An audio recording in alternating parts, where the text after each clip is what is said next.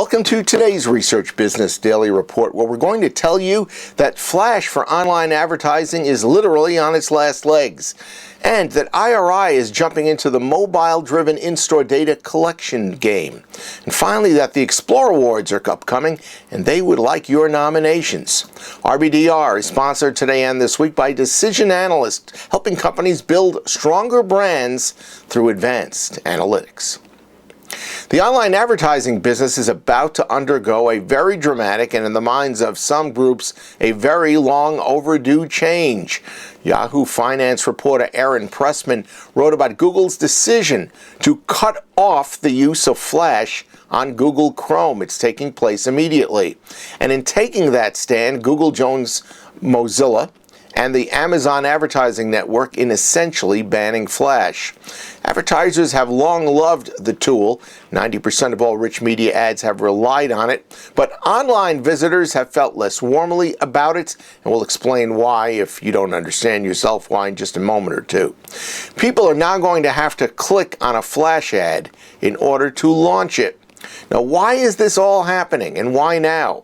Well, if you want to place the credit or the blame on any single factor, you can look at advertising blocking software.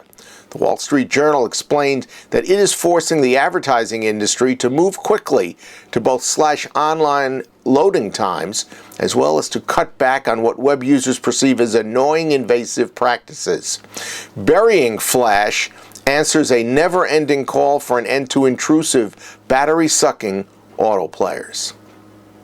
Next, while I was working with Royal Crown Cola over 30 years ago, I learned the immeasurable value of in-store knowledge to stay on top of out-of-stock conditions, and also whether displays that had been ordered had actually been constructed.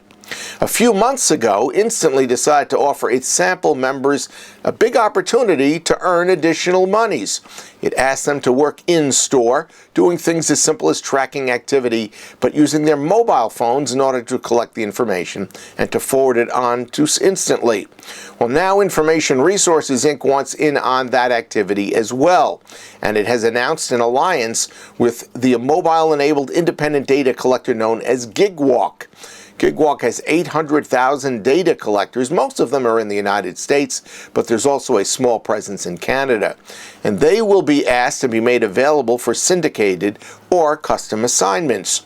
GigWalk participants are paid as little as $3 if you want them to snap a photo of a store display, just one example. Or they can earn up to $70 or $80 if they get into more involved activity like surveys or extensive product inventory work. Speed of implementation and the ability to analytically link data from in-store conditions with point-of-sale data are among the top benefits of this new IRI GigWalk partnership.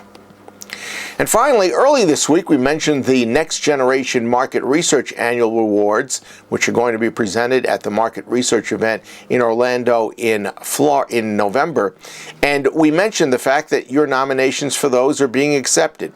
Well, the EXPLOR Award is another annual competition. It honors innovation in market research, too, and it also will be announced at the Market Research event in Orlando. Innovation leaders from global corporations, research agencies, and academia are being invited to submit high-impact case studies that can demonstrate where and how technology and/or other new methods have actually enhanced the research and insights process. The EXPLOR Awards are sponsored by DM2 and TrueSample, and you can send in your nomination for your own organization or someone else's to kschramm@iirusa.com. That's your Research Business Daily Report. We've been sponsored this week by Decision Analyst, helping companies build stronger brands through advanced analytics. Decision Analyst President Jerry Thomas has authored a very interesting article that takes a huge chunk of the mystery out of the methods that are used by companies to derive year-one sales forecasts for consumer packaged goods items. You can look for the link to that article. It's been created so that you can tap into Jerry's expertise.